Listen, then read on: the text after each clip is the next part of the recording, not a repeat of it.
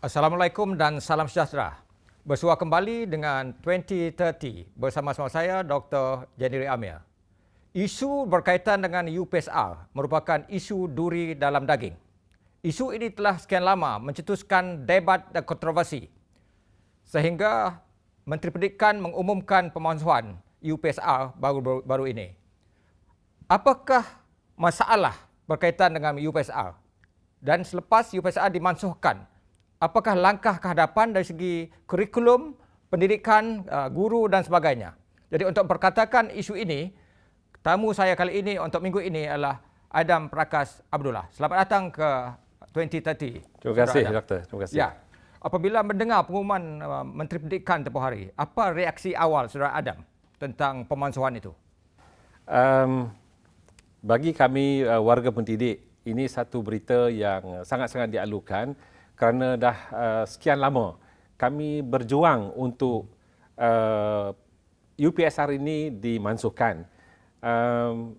Jadi berita ini mengejutkan pada waktu yang tidak dijangka dan juga menggembirakan warga pendidik. Jadi ini satu berita yang saya rasa diraikan oleh ibu bapa, guru dan anak-anak murid pada masa ini.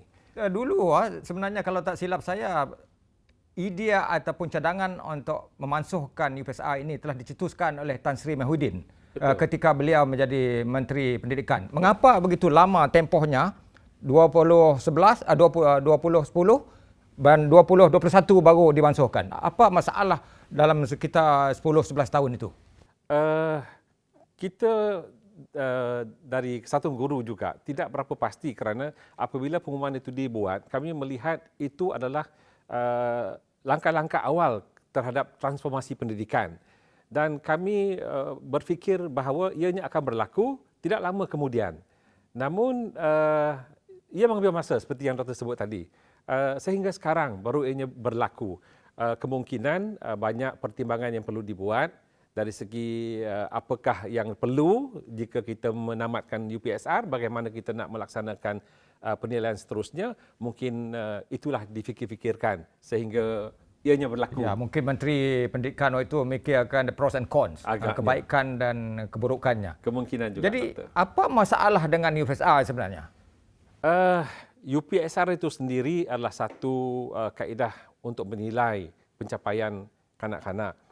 Dari segi examnya sendiri, dia tidak ada masalah. Masalahnya ialah pada tata cara guru-guru, ibu bapa dan anak-anak ingin mencapai kejayaan dalam UPSR ini. Ya, jadi pencapaian UPSR itu diletakkan sebagai satu penanda aras. Betul. Dan dia menjadi satu gol utama untuk semua orang.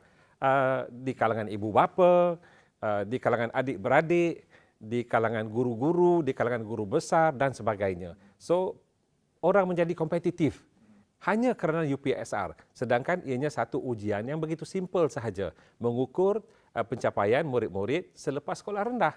Tetapi cara kita nak mencapai gol itu sebenarnya sangat stressful.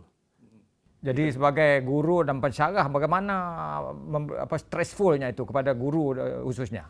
Okey, Doktor, saya boleh bawa satu analogi beginilah. Kita selalu melihat, kita semua tahu Usain Bolt, pelari pecut, ya. Dan yang dia handal, yang sangat handal. Dan dia adalah di antara pelari dalam pasukan relay negara dia.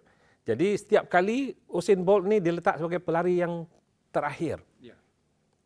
Agaknya pada pendapat saya ialah sebab dia mempunyai pecutan yang kuat dan akan membawa kejayaan pada pasukan dia. Guru-guru di sekolah ni ibarat macam Usain Bolt ni. Ya. Semua tak mau mengajar tahun 6. Sebab apa? Begitu tekanan kuat. Tekanannya kuat. Sebab apa? Kita yang mengajar tahun 6 ini diharapkan mendapatkan hasil yang cemerlang pada saat-saat akhir selepas peperiksaan itu. Dan apabila keputusannya tidak memihak pada guru, pada sekolah, pada murid itu, yang menanggung bebannya ialah guru. Itu satu. Yang kedua, murid-murid dia pun macam itu. Anak-anak kita, saya pernah menyebut dalam news press baru-baru ini, begitu tertekan. Dari tahun 1 sudah melalui ujian. Anak kita yang nak bermain, tidak boleh bermain kerana nak periksa, pergi tuition. Anak tak boleh bermain dengan kawan-kawan kerana nak menggunakan masa untuk belajar di rumah. Homework bertimbun-timbun diberi oleh guru. ibu bapa memaksa anak-anak duduk di rumah, tak boleh berkahwin. Buku kerja saya difahamkan juga bertimbun-timbun, perlu dibuat. Bertimbun-timbun. Ya. Memang laku di pasaran. Jadi ini semua stress factor, doktor. Apabila anak-anak ini diberi tekanan sebegini, belajar tujuan utamanya ialah untuk mencapai kecemerlangan UPSR itu. Dia nak mengumpul seberapa banyak A kerana ibu bapa risau. Sebab nanti kalau ada anak yang menduduki exam ini akan ditanya, anak awak dapat berapa A? Adik-beradik yang sama ada anak itu pun tanya, bang, anak dapat berapa A? Nak menjawab itu adalah satu tekanan. Dan bagi guru, harapan pihak sekolah terhadap guru yang mendidik tahun 6 ini. Sedangkan kita perlu fikir, anak ini bukan bermula daripada tahun 6, dia bermula dari tahun 1. Apa jadi dalam perjalanan tahun 1 hingga tahun 6 ini, hingga kita menghukum guru tahun 6 ini? Bagi saya, hukum itu maksudnya dia menanggung beban ke semua hasil UPSR itu. Jadi apabila dia berjaya, ialah murid-muridnya pandai, doktor. Dia berjaya. Apabila dia gagal, guru dia tidak pandai. Tidak pandai. Sebab tidak mencapai A. These are the stress factor. Ini doktor. tentu kepada guru besar, guru-guru yang lain juga beri tekanan hebat. Sememangnya. Daripada ibu bapa dan masyarakat perseluruhan, kerana sebuah sekolah itu diukur dari segi prestasi, berapa orang murid dapat A dan sebagainya, bukan? Ya, betul. Ya. Jadi malang dalam proses ujian sebegini ialah kita hanya fokus kepada anak-anak yang cemerlang. Sedangkan yang cemerlang itu adalah Di sekitar 10%. sekitar 10%. Daripada 500,000 kan? Betul. Apa jadi dengan 90% tu? Apa kita nak buat dengan mereka? Adakah mereka tidak penting? Adakah mereka tidak ada peranan dalam pembangunan negara kita? Ataupun kita hanya mengharapkan 10% ini saja? So ini adalah satu tekanan juga kepada pihak-pihak yang terlibat dengan UPSR ini. Guru-guru sememangnya memang tertekan sebab apa? Harapan daripada pihak pengurusan sekolah, harapan daripada ibu bapa yang mahu melihat anak-anak mereka berjaya dan tahu puncanya ialah guru. So, kadang-kala tidak cukup daripada guru, anak ini tadi pergi tuition. Maka wujudlah isu sekarang, doktor, kita melihat anak-anak kita tidak berkawan.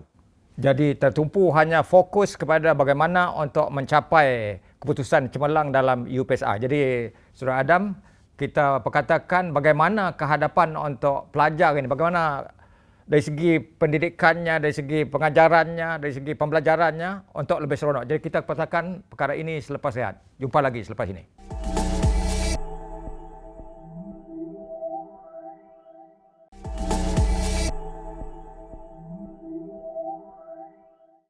Saya nak tahu, Saudara Adam sebagai Presiden Kesatuan Guru Sarawak, selepas UPSR dimansuhkan, apa akan jadi selepas itu? Okey, kita melihat ini satu peluang, doktor. Sebagai seorang profesional, sebagai seorang pendidik di sekolah, ini adalah satu peluang untuk kita membawa pembaharuan kepada amalan-amalan kita. So, jangan melihat kepada UPSR ini sebagai satu isu yang menjadi masalah. Jadi ramai yang bertanya, apa nak jadi dengan anak-anak kita? Apa nak jadi dengan kerja-kerja? Bukan akhir segalanya. Ya, bukan akhir segalanya. Sebenarnya ini satu peluang. Peluang di mana cikgu-cikgu reflect upon practice mereka, semak balik amalan-amalan mereka dan align balik bagaimana kita nak membawa budak-budak yang dalam sekolah rendah ini ke arah satu pembaharuan tanpa UPSR. Bagaimana kita nak melihat cara pengajaran kita yang lebih sesuai untuk pembinaan anak-anak ini supaya dia boleh berjaya juga tanpa UPSR. Dan kita perlu juga sebagai pendidik realign kita punya pemikiran bahawa masa ini sekolah bukan semata-mata untuk mencapai A itu. Dalam kehidupan kita ada banyak fungsi, bukan setakat untuk mencapai A dalam UPSR. Tapi maksudnya kita telah tersalah matlamat ataupun salah tekanan selama ini? Kemungkinan satu ketika dulu ianya sesuai, doktor. Tapi pada masa sekarang apabila dah masuk abad ke-21, gaya hidup orang berubah, cara hidup berubah, kita perlu berubah. Sistem pendidikan kita perlu berubah, government system kita perlu berubah. Maka bagi saya melihat ini sebagai peluang untuk guru-guru. memperbaharui amalan mereka sebagai seorang guru, menceburi bidang perguruan ini dengan cara yang lebih efektif ke arah pembangunan pendidikan yang lebih menyeronokkan. Bagaimana Saudara Adam menangkis ada tuduhan atau dakwaan mengatakan kalau UPSR ini dimansuhkan, ini akan menyebabkan murid dan guru tidak ada motivasi lagi untuk mengajar dan belajar? Saya rasa pengumuman tempoh hari mendapat tepukan gemuruh daripada guru-guru, daripada anak-anak, daripada ibu bapa. Jadi mereka sebenarnya jadi lebih motivasi. Sebab apa? Hari ini anak-anak murid bila dah tahu dia tidak akan berhadapan dengan satu masalah peperiksaan ini, motivasi untuk bersekolah itu nampak berbeza. Dia tidak ada stress factor untuk dia nak pergi ke sekolah. Dia tak takut nak gagal peperiksaan. Guru-guru juga pergi ke sekolah tidak ada tekanan bahawa hasil di hujung ini adalah A. Okey, jadi guru pergi ke sekolah, dia boleh berasa lebih lega, lebih rileks untuk dia mengajar anak-anak ini tanpa tekanan, dan fokus dia lebih kepada memastikan murid-murid ini berminat untuk belajar. Fun learning. Ini Betul. satu kata kunci yang menjadi keutamaan kebajakan negara yang maju dari segi kualiti pendidikan, Finland, Korea Selatan, Jepun, malah Singapura. Ya, ya. Jadi bagaimana kita nak pastikan wujudnya keseronokan atau fun learning di dalam bilik darjah ini?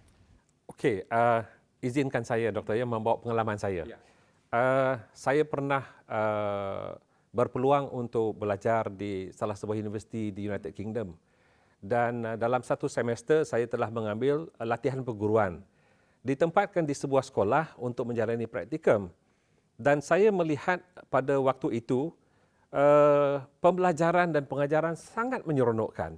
Guru-gurunya, murid-muridnya langsung tidak nampak ada tekanan kerana keseronokan belajar. Ada waktunya melihat pada buku, ada waktunya menyanyi, ada waktunya bermain, ada waktunya baking, buat bakery. Jadi ini adalah elemen fun learning. Jadi life skills itu dibawa dalam bilik darjah daripada usia yang begitu awal. Dan ini membentuk karakter anak-anak ini.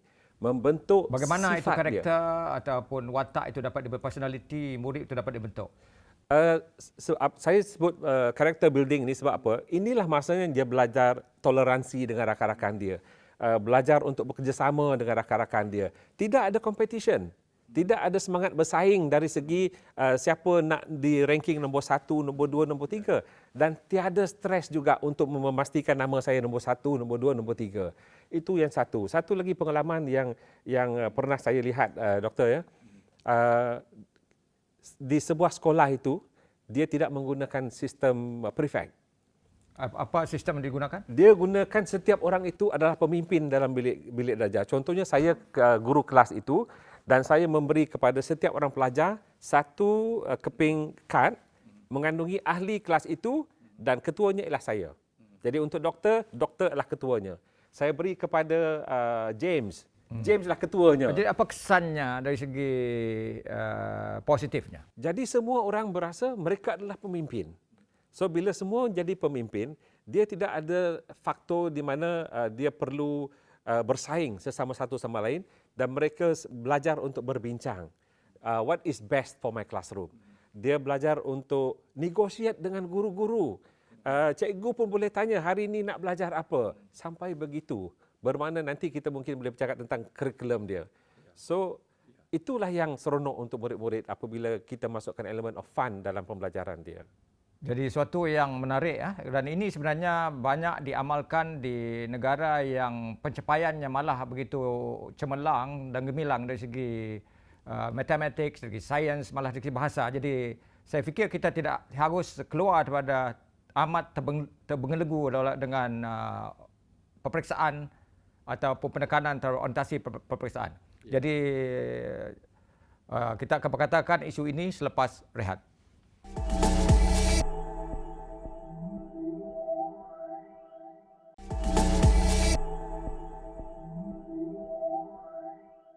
Anda sedang mengikuti 2030. Tetamu saya minggu ini adalah Adam Prakas Abdullah iaitu Presiden Kesatuan Guru Sarawak. Kita sedang perkatakan soal UPSR, pemansuhan UPSR.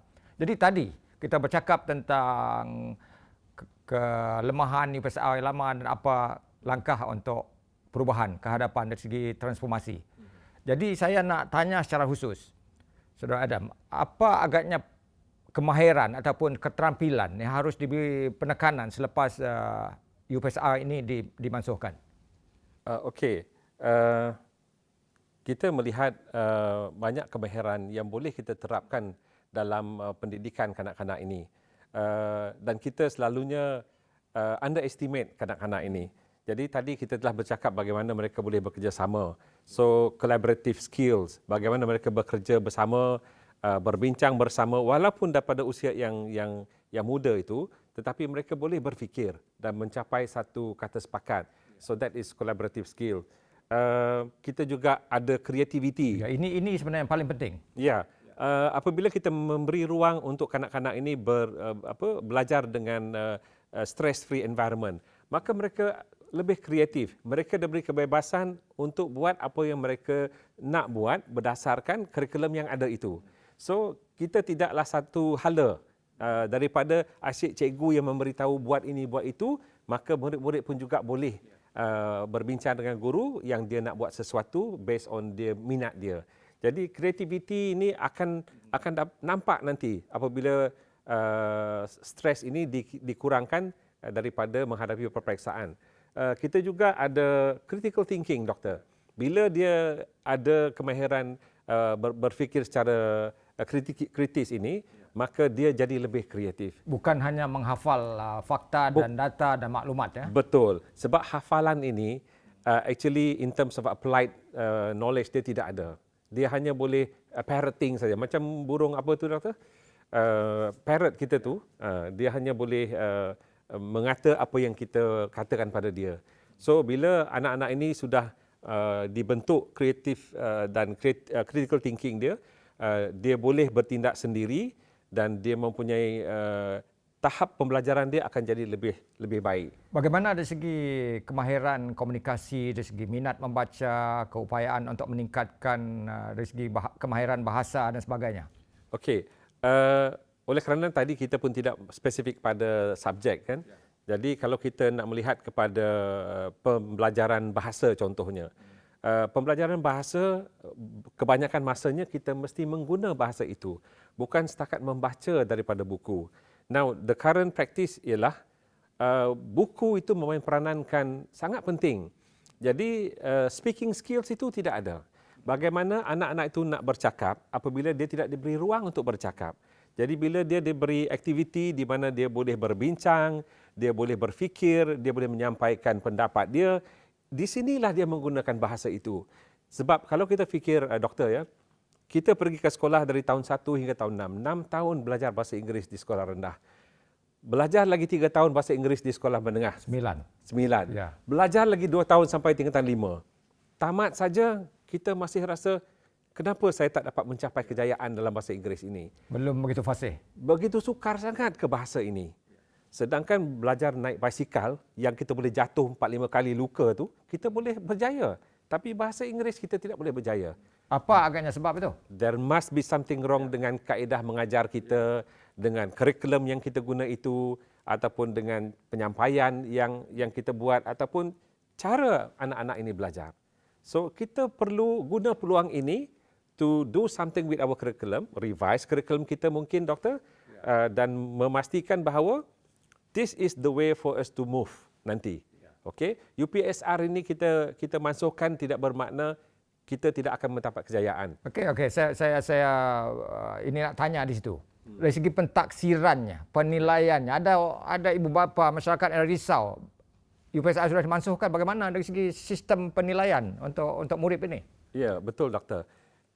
Kita terlalu terikat dengan peperiksaan bertulis. Bagi kita, kalau anak itu tidak duduk di meja rasmi, pakai baju sekolah yang betul, diberi kertas rasmi, itu bukan peperiksaan. Tetapi dalam kehidupan ini, ujiannya pelbagai. Hidup kita pun pelbagai ujian dia. Tidak semestinya pen and paper. Jadi untuk anak-anak di sekolah, pemerhatian kita pun boleh kita melihat bagaimana pencapaian anak itu. Dari segi dia bercakap menggunakan bahasa, kita melihat peningkatan anak itu. Itu semua boleh diberi penilaian. Cara anak itu berlari, contohnya kalau kita pergi co-curriculum, cara dia membawa bola, menyepak bola, itu semua boleh dinilai. Tidak semestinya dengan pen and paper. Membaca contohnya, memberi pendapat contohnya, itu semua boleh dinilai. Kita cuma perlu duduk, mewujudkan instrumen yang sesuai dan membuat penilaian dalam suasana yang mesra, yang menyenangkan dan fun in the end. Tetapi pelajar ini belajar Yang bentuk apanya formatif dan summatifnya? dia boleh dua-dua pun Dua-dua boleh. boleh. Tetapi do not run away from the fun element. Dia mesti begitu. Because dalam kehidupan kita, dalam persekolahan kita mesti ada satu tahap di mana kita nak menilai. Sebab itu tadi doktor sebut seperti Denmark, Finland, Korea Selatan contohnya. Ya. Mereka di sekolah rendah tidak diuji apa-apa. Mereka Sehingga umur 16 tahun. Yes, dan mereka dijaga makan dia. Kenapa? Sebab food is very important for the brain. Betul. Ini pengalaman saya sendiri ya. Tak cukup makan waktu 70-an pergi ke sekolah dulu. Pagi-pagi berada di dalam kelas mengantuk. Kena makanan tak cukup. Betul, doktor. Jadi kita sudah melalui zaman itu. Jadi anak-anak zaman sekarang potensi untuk mereka berkembang itu sangat banyak. Jangan kita halang. Jadi untuk mereka berkembang, inilah peluang dia. I think pemansuhan UPSR ini tadi is a good indication di mana satu lonjakan baru akan berlaku dalam pendidikan kita. Ibu bapa tak payah risau. Penilaian tetap akan berlaku. Khususnya contohnya untuk ramai yang bertanya, doktor, bagaimana nanti mereka nak masuk sekolah berasrama penuh? Ya, jadi bagaimana? Apa ukuran dia? Apa ukurannya? Menteri dah umumkan ada instrumen khas yang boleh digunakan dan kali ini lebih baik. Sebab apa? Dah mula tahun lepas, doktor. Sebab apa? Melalui konsep ini, semua orang boleh bermohon. Tetapi dulu, hanya the cream of Apa the nama crop. sistem itu? Penilaian kemasukan sekolah khusus. Apa kelebihan sistem itu ataupun penilaian ini? Bagi saya, dia memberi peluang kepada semua. Selari dengan konsep United Nations, no child left alone or left behind. Bermakna saya ada peluang, doktor ada peluang, anak-anak kita semua ada peluang. Untuk mencukil bakat, potensi, kemahiran dan sebagainya. Jadi Saudara Adam, kita nak perkatakan bagaimana the way forward adalah langkah ke hadapan selepas rehat. Jumpa lagi selepas ini.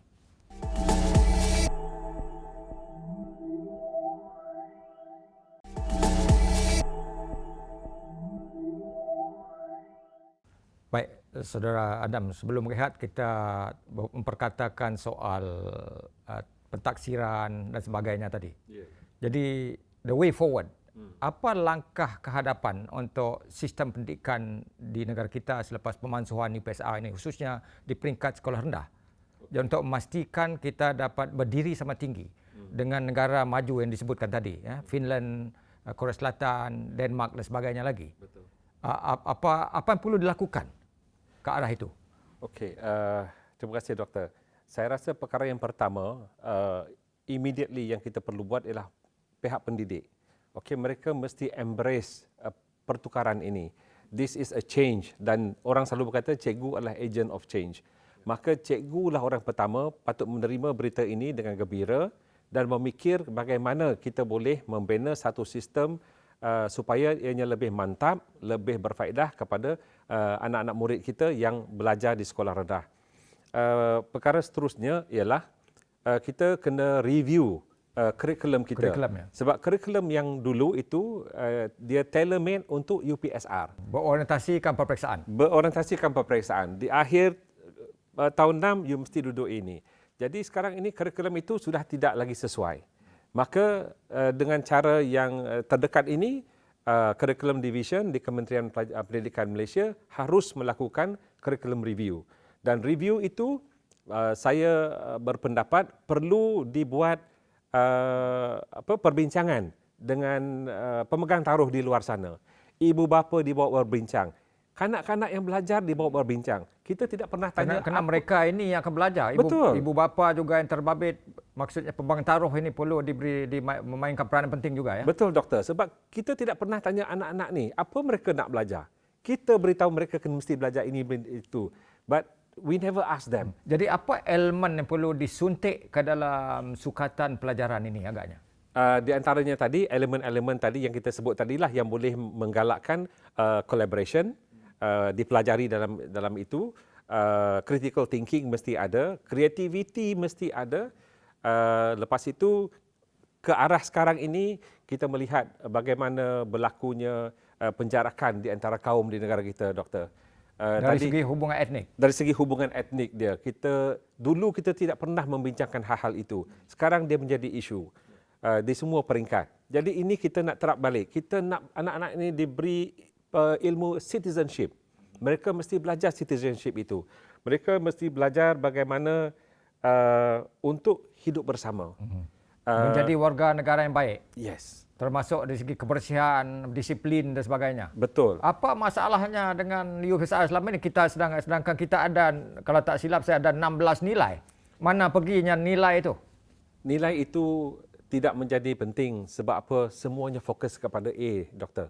Semua nak mengejar 4A itu, nak mengejar 6A itu. Jadi nilai itu hanya dihafal tapi tidak diamalkan. Ya. Itulah masalahnya. Semua tahu, tanyalah di mana-mana dinding di sekolah, semua ada nilai itu. Boleh hafal semua. Semua boleh hafal. Tapi gagal dari segi amalinya. Dari segi praktisnya, dia tidak berlaku. Sebab apa kita melihat sekarang ini, even kita baca di newspaper, kita baca di internet, bagaimana kita warga Malaysia ini, wakil-wakil rakyat kita bercakap, bagaimana bahasa-bahasa yang mereka gunakan ya. Bahasa yang tidak ada nilai yang tersenarai yang kita ajar pada kesantunannya. anak. Ya, dari mana mereka belajar itu? Jadi itulah yang kita nak bawa balik kepada anak-anak ini supaya inilah nanti bakal generasi yang akan menerajui negara kita mempunyai nilai yang betul, yang kukuh, membawa negara kita ke hadapan. Pasti guru sebagai orang penting dari segi pendidikan ini juga perlu dilatih semula agaknya. Perlu dilatih, especially kalau kita bercakap tentang assessment tadi. Okey, apakah penilaian seterusnya yang kita boleh gunakan kalau kita tak guna UPSR? Jadi guru-guru ini nanti perlu didedahkan semula ataupun didedahkan kepada apakah jenis-jenis assessment. Kita sekarang perlu melihat kepada authentic assessment. Apakah penilaian yang betul-betul menguji tahap anak-anak ini dan mereka mesti ada kepelbagaian. Kita tidak boleh mengukur A dan B mesti sama dengan A. Kita mesti memberi ruang untuk kepelbagaian pertumbuhan anak-anak ini. Because tidak ada satu standard yang kita boleh guna untuk semua orang capai pada satu masa. Jadi bagi saya alternative assessment ini nanti boleh berbentuk portfolio, boleh berbentuk hasil kreatif mereka, boleh berbentuk bakat yang ada pada mereka. Semua ini kita boleh nilai. Jadi bagi saya melihat laluan itulah yang boleh kita muatkan dalam kurikulum untuk sekolah-sekolah rendah yang akan datang. Dari segi kemudahan dan sebagainya, adakah kita di Sarawak ini sudah bersedia ataupun apakah langkah yang seharusnya diambil untuk memastikan impian kita bersama ini dapat dicapai menuju 2030? Kita perlu tambahkan lagi, Doktor. Tidak dapat saya nafikan bahawa kerajaan ada berusaha untuk membantu, tetapi apabila kita embrace this change in assessment, kita perlu perubahan juga. Dan juga kita mendengar pemimpin-pemimpin kita pergi melawat negara-negara maju dari segi education ini, tetapi bila balik dia dari segi implementation in the school itu kita tidak nampak kesan dia.